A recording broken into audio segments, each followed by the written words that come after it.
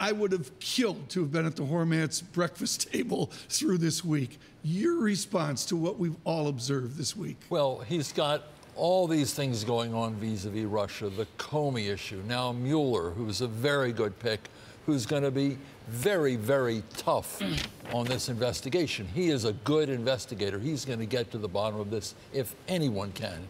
And on the heels of this, he has a 9-day trip to some of the more complicated countries in the world. The Vatican is the easy part. He's got to go to Saudi Arabia and a culture he doesn't know and understand. What's great about this, Hormats has actually done this not once, twice. He can't count the times. Does he have a staff from Foggy Bottom to assist him on this trip? No, he's going to rely on the White House staff. There's some very competent people in the White House staff. But there's like 5 people. But these trips take a lot of planning, and you need the State Department to do this because the White House doesn't have people in all these countries. So you need to really rely on the State Department, and they're very good people on the ground. You've got to rely on them, listen to them.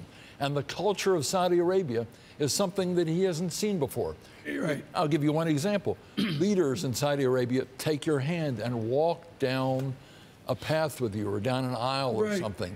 Culturally, it's very different for Americans to have that. They're not used to that.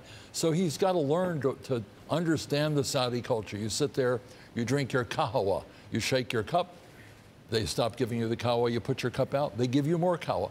You've got to literally understand the culture of Saudi Arabia to understand how to work with the Saudis, and he wants to do that. This is brilliant. How will he be received at the G7 meeting? You lost count of G this, G that, G that. How does he greeted with what we've seen this week? The other thing is he's got this 8-9-day trip.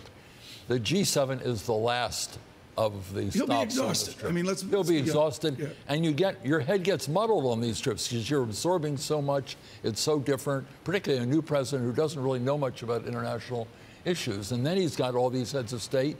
Some of them are very, very competent people with a lot of experience. And Emmanuel Macron, who's a very good buddy of mine, is going to be there.